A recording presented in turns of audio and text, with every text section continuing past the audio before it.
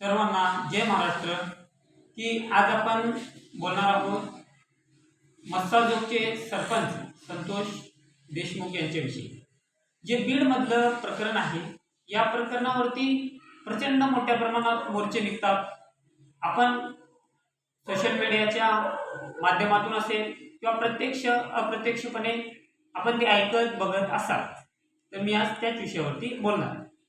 तर सत्ताधारी पक्षाचे माननीय परळीचे आमदार धनंजय मुंडे यांच्यावरती आरोप होतोय की कुठेतरी तिथले आमदार सुरेश धस, भारतीय जनता पार्टीचे आमदार सुरेश धस आज त्याच्यावरती भाष्य करत आहेत, मोर्चांमध्ये सहभागी होत आहेत की कुठेतरी अक्कांचा मोठा अक्का ह्याला जबाबदार आहे असं म्हणतात।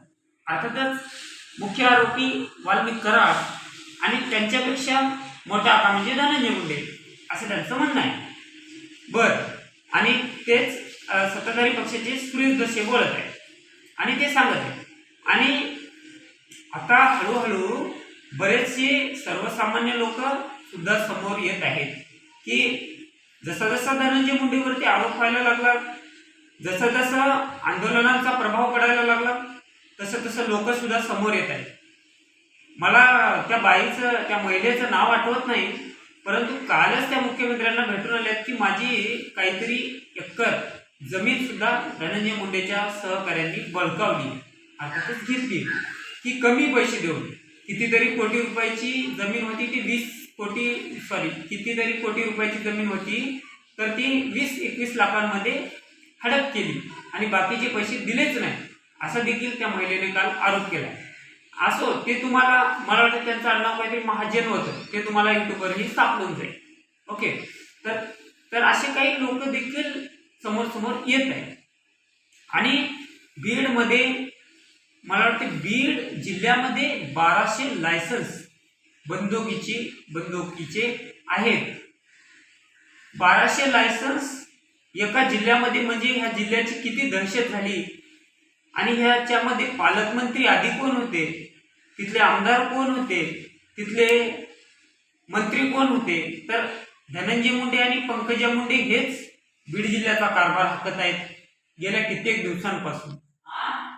गेल्या बऱ्याच दिवसांपासून बीड जिल्ह्याचं नेतृत्व ह्या दोघांच्याच हातात आहे। कुणाच्या? भावा बहिणीच्या, धनंजय मुंडे साहेब आणि पंकजा मुंडे यांच्या। आणि यांच्या जिल्ह्यामध्ये एकट्या बीड जिल्ह्यामध्ये 1200 लायसन्स असलेल्या बंदूकधारी लोकांचं नेतृत्व करणारे धनंजय मुंडे आज अडचणीच्या फेऱ्यात सापडा म्हणायची गरज नाही। आणि सुरेश धस जे टीका करत आहेत, निश्चित स्वरूपात त्यांचं समर्थन नाहीच। कुठेतरी सुरेश धस देखील काही लोकांना सांभाळणारे आहेत, ते बीड मधले आहेत म्हणल्यानंतर त्यांचंही काही समर्थन करायचा विषयच नाही। परंतु जी एकट्या परळी तालुक्यामध्ये 109 खून एका वर्षामध्ये होतात आणि फक्त 5 मर्डरचं, 5 खुनांचं त्याचं रेकॉर्डवरती राहतं, तर 105 खुन नेमके गेले कुठे ते रेकॉर्डवर काय येत नाही।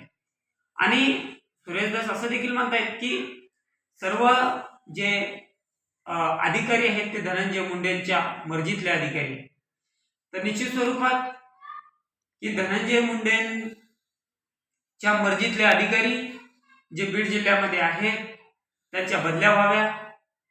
आणि ते नामबिंदुवली जी म्हणले जाते त्याचा सुद्धा सरकारने विचार करून तिथून सुद्धा बदल्या करून वेगवेगळ्या जिल्ह्यांमध्ये तिथल्या अधिकाऱ्यांना पाठवलं जावं।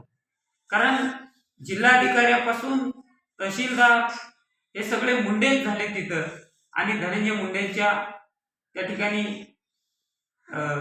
जवळचे झालेले आहेत असं म्हणायला सुद्धा काही हरकत नाही। मला वाटते की अंजलिया दमानिया यांनी देखील तिथं जाऊन तिथं बिंदू नामावलीचा प्रकार जो आहे तो उघड करण्याचा प्रयत्न त्या ठिकाणी जाऊन करण्यात आला। तर तिथल्या काही धनंजय मुंडे समर्थकांनी, पंकजा मुंडे समर्थकांनी त्यांना सुद्धा धमकी देण्याचा प्रयत्न त्या ठिकाणी झालेला आहे। त्यांनी सुद्धा बरेच पुरावे दाखवत सोशल मीडियावरती रेकॉर्डिंग सुद्धा त्या ठिकाणी व्हायरल केलेल्या आज तुम्हाला दिसून येत आहे. बरं, राहता राहिला सुरेश धसांचा प्रश्न की सुरेश धस जसं धनंजय मुंडेवरती टीका करतात तर त्यांचं काही नसेलच का? हो, त्यांचं समर्थन नाहीच आहे किंवा इथं कोणाचंही समर्थन करण्यासाठी म्हणून व्हिडिओच्या माध्यमातून लोकांपर्यंत पोहोचवण्याचा प्रयत्न नाही. किंवा सुरेश धस काय माझ्या पक्षातला कोणी नाही आहे किंवा मी त्यांच्या पक्षाचा कोणी समर्थन नाही, परंतु सुरेश धसांचंही काही असेल तर तुम्ही उघडं करण्याचा अधिकार तुम्हालाच आहे. परंतु एखाद्या बीड जिल्ह्याला पाणीमुक्त करण्यासाठी म्हणून पुढे आलेल्या सरपंचाची हत्या करणं म्हणून महाराष्ट्रातल्या एका विशिष्ट समाजाच्या सरपंचाला म्हणून जर तुम्ही सुपारी देऊन खंडणी मागून जर मारण्याचा प्रयत्न करत असाल तर सर्वसामान्य नागरिक म्हणून एक बोलण्याचा अधिकार तो इथं मला दिलेला आहे असं मला वाटते. तो अधिकार संविधानाने डॉक्टर बाबासाहेब आंबेडकरांनी आम्हाला बहाल केलेला आहे आणि त्या संविधानाच्या अनुसारच आम्ही आमची भूमिका मांडतोय. असो, तिथून पुढची जी राहिलेली गोष्ट आहे की बरेचसे मोर्चे निघतात. जरांगे पाटील त्या ठिकाणी त्या मोर्चामध्ये सहभागी होत आहेत. संदीप क्षीरसागर, सुरेश धस हे देखील त्या ठिकाणी सहभागी होत आहेत. दीपक केदार, अजून कोणी असतील राहिले साहिले, आणि हे सगळे एकत्रित येऊन सर्व पक्षीय मोर्चा करतायत. बजरंग बाप्पा हे सगळे एकत्रित येऊन मोर्चा करतायत. तर ह्यालाच प्रत्युत्तर म्हणून लक्ष्मण हाके ओबीसीच्या विरोधात म्हणजे ओबीसी आणि मराठा असा पद्धतीचा मोर्चा काढतायत. तर मला लक्ष्मण हाकेंना देखील हे सांगायचं आहे की हा कुठल्या समाजासाठीचा मोर्चा नाही किंवा एखाद्या कुठल्या समाजाला टार्गेट करावं म्हणून उभा केलेला मोर्चा नाही किंवा मराठा ओबीसी म्हणून हा मोर्चा नाही. तर मला सांगा की